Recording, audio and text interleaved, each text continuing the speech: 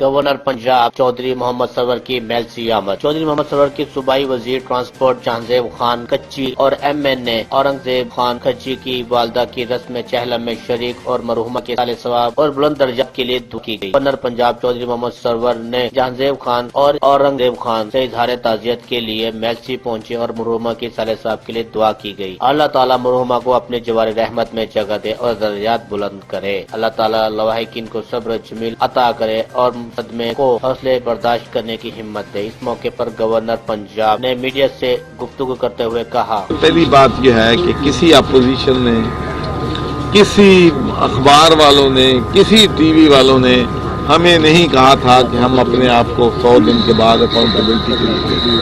دوسرے لوگوں نے 10 سال تک حکومتیں کی ہیں، ملک کو لوٹا ہے، پیسہ بنایا ہے، کرپشن کی ہے، کسی نے 5 سال بعد بھی اپنے آپ کو اکاؤنٹیبلٹی کے لیے پیش نہیں کیا۔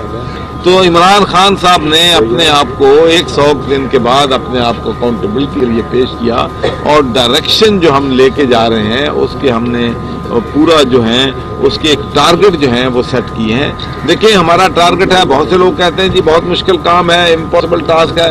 ہم کہتے ہیں کہ جی ہم 50 لاکھ گھر جو ہیں عوام کو انشاءاللہ غریب لوگوں کو بنا کر دیں گے، اور انشاءاللہ ہم ڈلیور کریں گے۔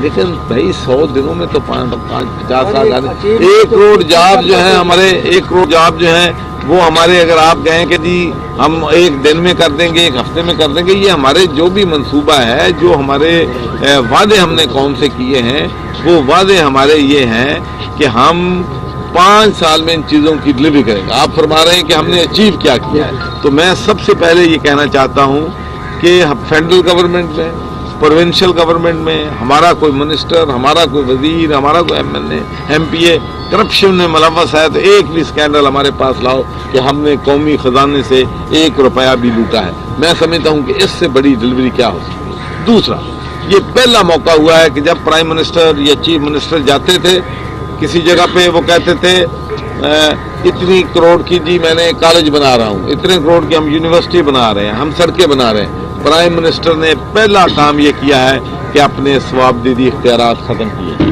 اس نے کہا کہ نہیں، یہ فیصلے جو ہیں لوکل گورنمنٹ کرے گی کہاں سے پیسہ خرچ کرنا ہے، یہ فیصلے فیڈرل گورنمنٹ کی پالیسی کرے گی، صوبائی اسمبلی کرے گی۔ انہوں نے اپنے ثوابدیدی اختیارات جو ہیں ختم کر دی۔ اس سے بڑا میں تو سمجھتا ہوں کہ کوئی بندہ بھی اپنے اختیارات چھوڑنے کے لیے تیار نہیں ہے، خاص کر اربوں روپے جو ہیں جب آپ لوگوں کو جائیں خوش کر دیں، ادھر جائیں ادھر جائیں۔